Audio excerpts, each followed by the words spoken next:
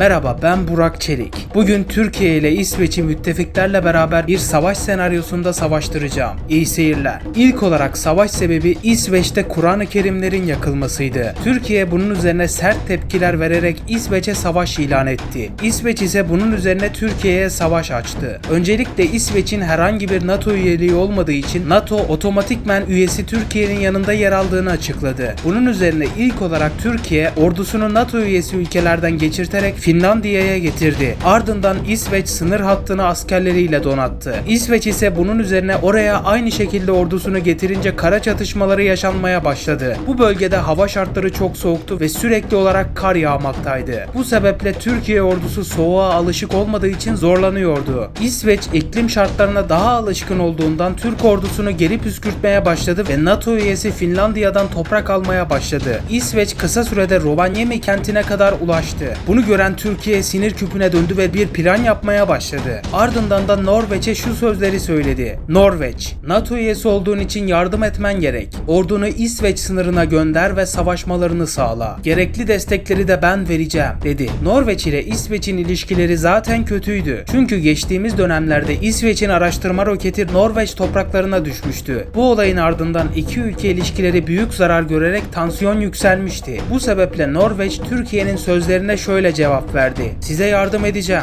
Yeter ki buraya savaş uçaklarınızı gönderin, dedi. Bunun üzerine ise Türkiye, uçakları yola çıkarıyorum. Siz de askerlerinizi çıkartın. Çok geçmeden Norveç başkenti Oslo üzerinden ilk olarak İsveç'in Göteborg kentini almak için ordusunu buraya yığdı ve saldırmaya başladı. Norveç ordusu buranın iklim şartlarına uyumluydu ve kış mevsimine alışkınlardı. Bu yüzden de bir sorun yaşamadılar. İsveç de bu arada hemen Norveç ordusuna karşılık vererek askerlerini çıkarttı. Böylece burada büyük bir kara çatışması yaşanmaya başladı. Bu sırada Türkiye Finlandiya'nın hava sahasını kullanarak uçaklarını buraya indirdi. Ardından da İsveç'e kaldırıp havadan bombalamaya başladı. İlk olarak Norveç'le çatışılan yeri bombalayarak İsveç ordusunu büyük kayba uğrattı Türkiye. Ardından Norveç'in askerleri rahatladı ve ilerlemeye başladı. İlk olarak Norveç kıyılar üzerinden ilerleyip kısa sürede önemli bir İsveç kenti olan Göteborg'u ele geçirdi. Bunun üzerine İsveç NATO üyelerinden yardım edebilecek ülkelere şunları söyledi. Sayın NATO üyeleri, aranızdan bana destek olabilecek bir ülke var mı? Bu çağrının ardından ilk olarak Fransa NATO'dan ayrıldığını ve İsveç'in müttefiki olduğunu belirtti. Fransa'dan sonra Polonya da aynı şekilde NATO'dan çıktı ve İsveç'e destek vereceğini açıkladı. Hemen sonra sırasıyla Çekya ve Danimarka da aynen bu şekilde yaparak İsveç'e destek açıklamasında bulundular. Çok geçmeden de bu dördü Türkiye'ye savaş ilan etti. Yani bu da bir yandan demek oluyordu ki NATO'ya savaş açmış oldular. Bu arada Norveç, İsveç topraklarında ilerlemeye devam ediyordu. Türkiye'de bir yandan havadan bombaladığı için İsveç zayıf düşmeye başladı. Derken bu sırada Danimarka savaş gemileriyle Norveç'e asker indirdi ve füzeler fırlatmaya başladı. Danimarkalı askerler ilk olarak Kristiansand isimli kıyı Norveç kentini ele geçirdiler. Ardından Polonya'da savaş gemilerini Baltık denizine indirerek Türkiye müttefiki Finlandiya'ya saldırmaya başladılar. Ardından Polonya ordusunu Turku kentine indirerek ele geçirdiler. Başkent Helsinki buraya çok yakındı. Yani olası bir Finlandiya başkenti işgalinde ülke düşecekti. Bu yüzden Türkiye, Litvanya, Letonya ve Estonya'ya askeri üsler kurdu ve büyük bir ordusunu da bu ülkelere gönderdi. Hemen ardından da bu üç ülke Finlandiya'yı desteklediklerinden buradaki Türk ordusu üstlerine ordu yardımında bulundular. Hemen sonra Türkiye bunları karşı tarafa geçirterek burada yer alan Polonya işgalindeki topraklara saldırmaya başladı. Polonyalılar bunun üzerine toprakları bırakarak bölgeden kaçtılar. Böylece burası tekrar Finlandiya'nın kontrolüne geçti. Bu arada Danimarka Norveç'te Bergen kentine kadar gelerek ele geçirmeyi başardı. Danimarka'nın bu ilerleyişi Norveç'i endişelendiriyordu. Çünkü ordusunu İsveç'e karşı kullanmaktaydı ve Danimarka'ya ordu gönderecek kadar askeri bulunmuyordu. Bu sebeple Norveç Türkiye'ye şunları söyledi. Türkiye, Danimarka buradan saldırıyor. Rica ediyorum yardımda bulun. Ayrıca buradan NATO'ya da sesleniyorum. Acilen beni kurtarma operasyonu düzenleyin. Bunu gören NATO ilk olarak Birleşik Krallık üzerinden çıkartma gemilerini kaldırarak Norveç'e getirdi ve ordusunu buraya indirdi. NATO ordusu öncelikle Bergen şehrine inerek Danimarka işgalinden kurtardılar ve hemen ardından da kalan yerleri temizleyerek burayı Norveç hakimiyetine geri kazandırdılar. Bu arada Norveçliler İsveç üzerinde ilerlemeye devam etmekteydiler. Türkiye'de doğu sınırlarından gelerek toprak ele geçirmeye başladı. İsveç artık her yerden NATO tarafından sıkıştırılmıştı. Bu arada Fransa, NATO'nun savaş gemisi kaldırdığı Birleşik Krallığa savaş açtı ve ve bunun üzerine filolarını sürerek her yerden bombalamaya başladı. Birleşik Krallık bunun üzerine savaş uçaklarını kaldırdı ve bazı Fransız gemilerini bombalamayı başardı. Hemen ardından Fransa da savaş uçaklarını kaldırdı ve burada bir hava savaşı yaşanmaya başladı. Belli bir süre geçtikten sonra İngiltere'nin yani Birleşik Krallık'ın uçakları Fransız hava sahasını ele geçirdi. Yani hava kontrolü artık İngiltere'deydi. Bu sebeple Fransa uçak kaldıramıyordu. Denizde yer alan Fransız gemileri ise İngiltere'ye asker indirdi ve kısa sürede Batı Krallık üzerinden toprak ele geçirmeye başladı. Fransızlar sürekli olarak ana kara topraklarından asker getiriyordu. Fransız ordusu bir süre sonra Bristol kentine kadar gelmeyi başardılar. Ancak bu arada hava hakimiyeti elinde bulunan Birleşik Krallık hemen savaş uçaklarını kaldırdı ve Fransa'nın elinde yer alan toprakları vurmaya başladı. Kısa süre içerisinde ne yapacağını şaşıran Fransızlar teker teker burada ölüme terk edildiler. Ardından da kendi askerlerini bölgeye süren İngilizler burayı yeniden ele geçirmeyi başardılar. Ardından hava gücünü elinde bulunduran İngiltere Fransa'nın her yerini bombalamaya başladı. Çok geçmeden de hızlıca ilerleyerek başkent Paris'i düşürdü. Böylece Fransa otomatikmen savaş kaybedeni olduğu için diğer bölgeler İngilizlere boyun eğdi ve ona bağlandılar. Bu sırada NATO'dan çıkan Polonya, Çekya ve Danimarka'da NATO tarafından ele geçirildiler. Ardından yönetimlerini değiştirdikleri için tekrardan NATO'ya üye yapıldılar. İsveç tarafına bakarsak Türkiye doğudan geliyordu ve o sırada Kiruna ve Lulea isimlileri kontrolü altına aldı. Türkiye ana kara toprakları üzerinden asker göndermeye devam ediyordu. Bu arada Rusya da savaşa girmeye çalışmaktaydı. Bunun üzerine Türkiye Rusya'ya "Sayın Rusya, lütfen savaşa karışmayın. Sizin İsveç'e müdahale etmeniz NATO ile karşı karşıya gelmeniz demektir. Bunu göze almayın," dedi. Rusya ise bu konuşmadan sonra "Tamam, savaşa karışmayacağım. Sadece izliyorum. Keyfinize bakın." Ancak bu sırada Amerika Birleşik Devletleri savaşa dahil olmaya karar verdi ve ilk olarak NATO bünyesinde olduğu için Türkiye'ye yardım etmek zorundaydı. Derken İsveç'e Normandiya çıkartması yaptı. Yani paraşütle askerleri İsveç üzerine indirdi. Bu sayede kısa süre içerisinde İsveç'in her yeri ele geçirildi. Doğu tarafı Türkiye'ye, batı tarafı Norveç'e ve orta kısmı ise Amerika Birleşik Devletleri'nin hakimiyetinde kaldı. ABD ise burayı ele geçirdikten sonra kendi toprağı ilan etti.